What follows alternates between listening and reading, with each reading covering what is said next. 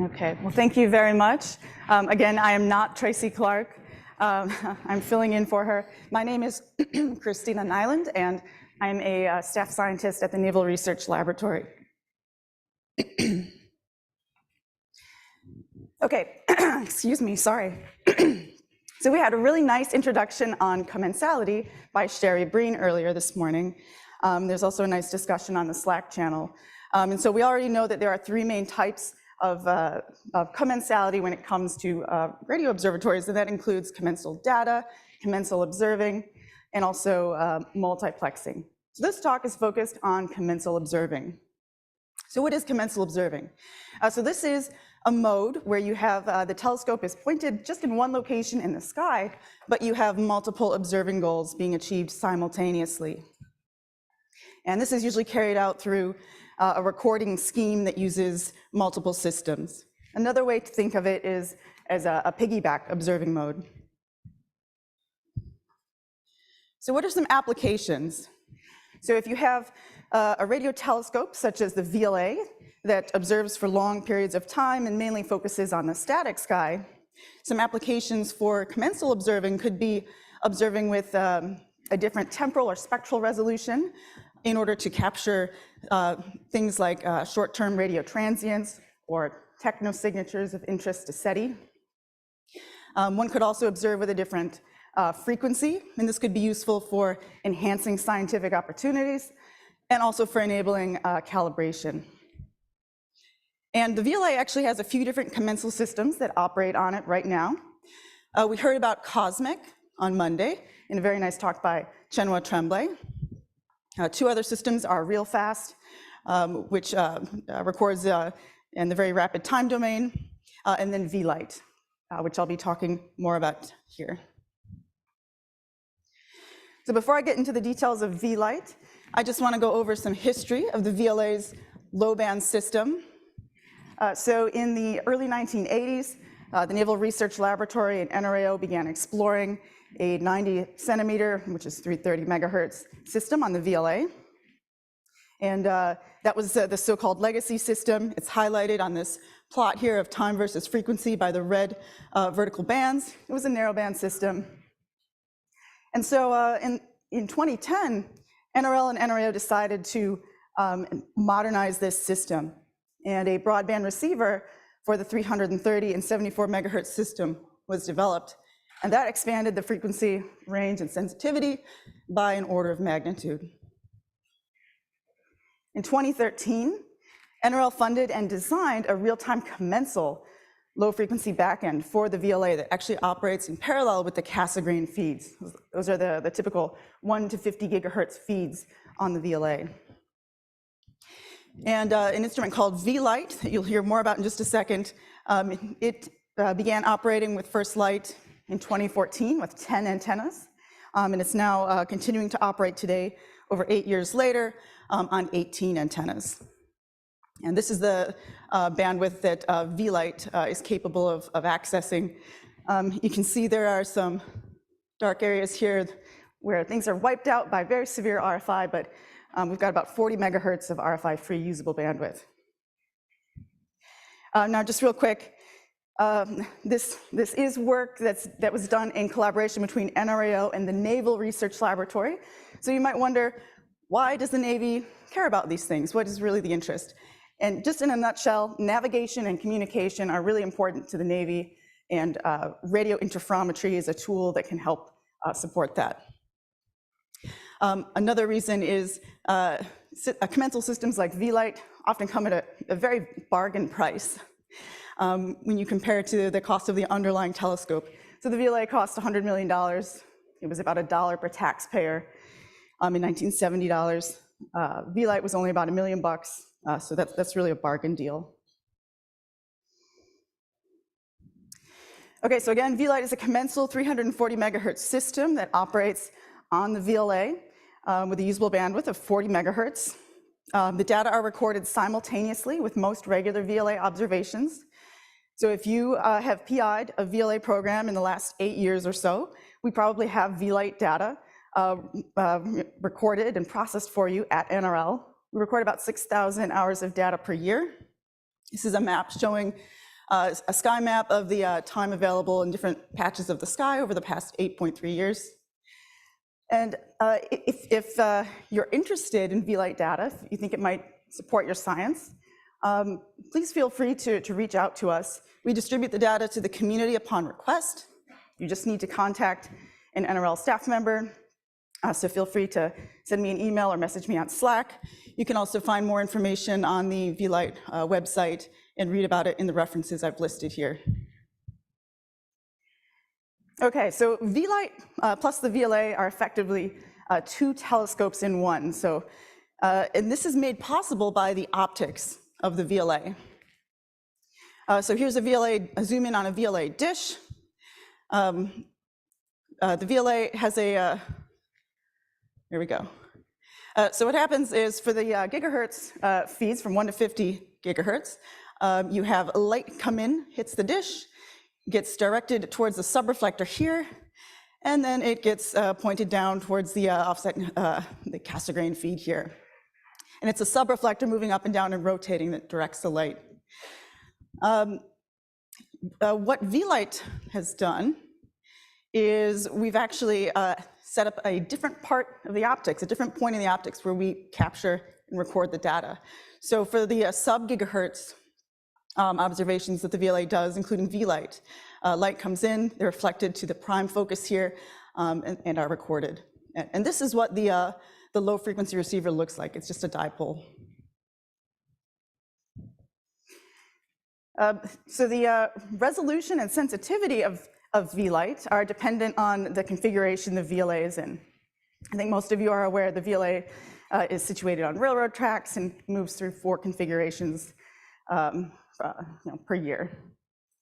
So in the most extended VLA configuration, A-config, the resolution of VLITE can get up to about 5 arc seconds. So 5 arc second resolution at 340 megahertz. That's probably the most exciting domain for it. But again, there are some additional statistics on here that I'll let people take a look at their leisure in the slides later. Okay. We have a data processing pipeline dedicated to all of the VLITE data that are recorded. The calibration and imaging is all done in OBIT. We then store all of the calibrated products in an SQL database, and we produce a source catalog using PyBDSF. And so this makes it easy for us to work with VLITE data and do things like study time series or compare multi-configuration VLITE data sets to look at source structures on different scales. And we are happy to share this data with anyone in the community. You just have to contact us, since the Navy doesn't let us act like an observatory and host things publicly. Okay. So VLITE had some challenges that it had to overcome. It was an add-on to a newly digitized JVLA, and so there were limited funds for testing. There were also some surprises, including some really unexpected RFI. So I'll just tell you a little bit more about that, since it's kind of a funny story. So this is a waterfall plot here, time versus frequency. And you can see there's some very bright RFI. That's quite obvious. This particular chunk here, I showed it at the beginning as well. That RFI is from a geosynchronous satellite constellation called NUOS. And the funny part of the story is that NRL, which is part of the Navy, developed and built VLITE, and at the same time, unbeknownst to NRL, the Navy was also developing this satellite with a lot of, that produced a lot of interference in this very same frequency range. So that wipes out a chunk of the band. We've also discovered some interesting things. More recently, we think, like down here, like that's VLA site radio interference, and so there've been some sort of interesting problem-solving sessions trying to mitigate all of this. Let's see, another challenge was the expansion from 10 to 18 antennas, and also the addition of new modes, such as an on-the-fly observing mode to support VLASS. Finally, I just want to mention that the primary beam has been really challenging. for us. And that's because it's a complex asymmetric primary beam that changes with the primary VLA observing band. If you remember, it's the subreflector that moves up and down and rotates. It selects the VLA 150 gigahertz band. And so with VLITE piggybacking on that, the primary beam changes. And down here on the lower right, I have, these are just examples of 4 2D VLITE primary beam maps. Down here, these are the lower frequency bands, and these are the upper. You can just see that the shapes are very different. So that took quite a bit of work. Okay. Once those challenges were solved, VLITE has really been doing a lot of exciting science, especially in the last few years. I wish I had time to go into all of the cool science VLITE has done in this talk, but I don't. So I'll just tease you with a few pretty pictures and some references. I think VLITE has done science in a topic that would be of interest to pretty much everyone in this crowd. In the time domain, VLITE has participated in FRB localization follow-up. It's discovered supernovae, flare stars, tidal disruption events. It's been part of multi-messenger follow-up campaigns. It's also a really useful instrument for studying AGN, in particular AGN that are brighter at low frequencies. It's also useful for constraining their radiospectral shapes. We heard a nice talk by Pallavi Patil earlier in the week on radiospectral modeling that included some data from VLITE. VLITE's also been great for clusters. It's a survey instrument. It has potential for deep fields. So piggybacking off of a VLA deep field, you can also get the 340 megahertz component.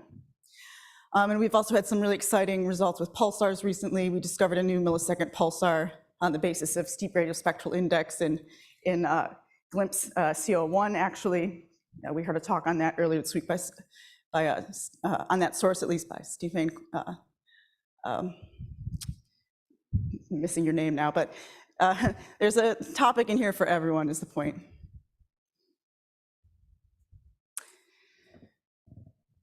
Okay, skipped a slide on purpose there, in the interest of time.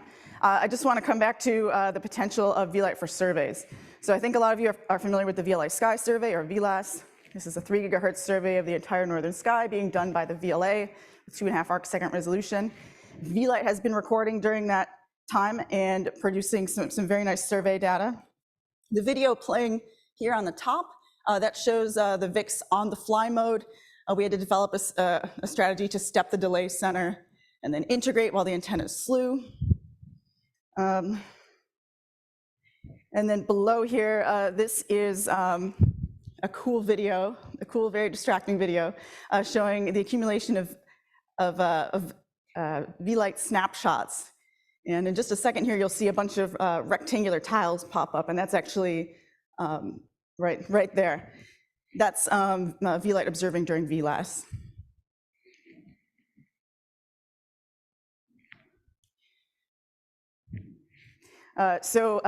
This is just an RMS sky map of the VIX1 mosaic. So VIX gives you 15 to 20 arc-second resolution, and RMS noise of about 3 millijanskys per beam. And if you and there's some nice cutout images shown at the bottom. If you'd like to access VIX data, there is a public catalog available. It's a 50 sigma catalog. It's on Strata, the Canadian Institute for Radio Astronomy and Data Analysis. Got the link there. Check it out, see if your source is detected, and if you'd like to learn more, reach out to us. Okay, so some lessons from VLITE. It helps to plan ahead since commensal systems often bring up challenges. It's important to consider data processing logistics. So you'll need to develop a pipeline, and you need to always be ready to adapt to challenges. So those are some lessons to take forward. And just in the last minute or two here, just want to share some thoughts on potential opportunities for a commensal system on the ngVLA. So in terms of science opportunities, there's lots that could be done with sub-gigahertz capabilities on the ngVLA to study the ionosphere. It could be useful for calibration for the long baselines. There's opportunities with transient science. Spectral indices are valuable as well. Perhaps redshifted H1, which could be really interesting, and absorption on the long baselines would also be valuable. There are a lot of open questions, though.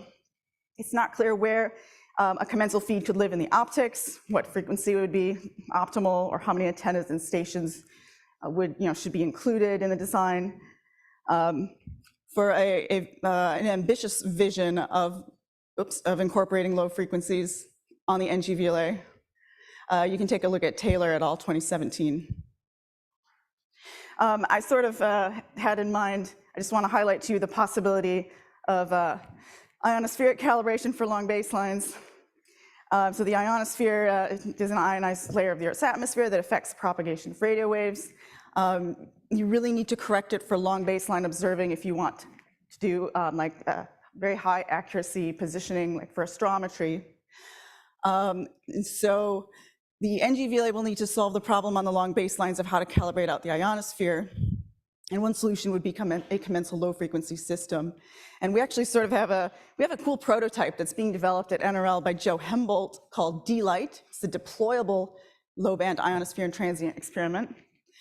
I'm out of time, so I think if you're interested, please come talk to me or contact Joe Hemboldt, but we have a system that could be valuable, and there's a nice opportunity to maybe test it out on the VLA to see if it can really help with the LBA. Okay, I'll leave my summary up, and I'm happy to take questions.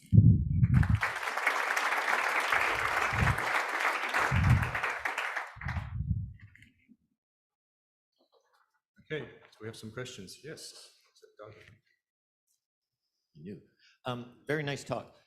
Very curious, has VLITE got any examples yet of how it's been able to, or being able to improve calibration? And then, so the question that comes along with that is, how do you feed that back to the observatory? And is that part of the planning process? It's a great question. There are examples. There's a 2014 paper, Hemboldt and Entema, 2014, who looked at this very question of can you use alternative ways to calibrate the ionosphere, like on the VLA. So it has been studied a little bit, but more could be done with this new system that NRL has recently developed to see how helpful that is.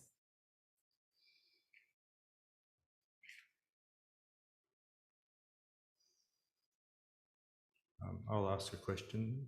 So we heard this morning from SK and ngVLA that sort of commensal operations there are using the existing equipment pretty much. And what do you think is going from a VLA to these larger systems? Is it really practical to have an extra system tacked on that's commensal, a real piece of new kit? Or any comments, thoughts on that? I think a key difference between the ngVLA and the SKA is the fact that ngVLA will have much longer baselines as part of the long baseline array. It'll have continental baselines. I know we've been thinking a little bit about VLBI and the SKA as well, but my understanding was baselines would be a bit shorter. So when you get on those continental baselines, the ionosphere matters a lot more, especially if we want to use it for reference frame or Earth orientation parameter work. So I think it's more of a pressing issue.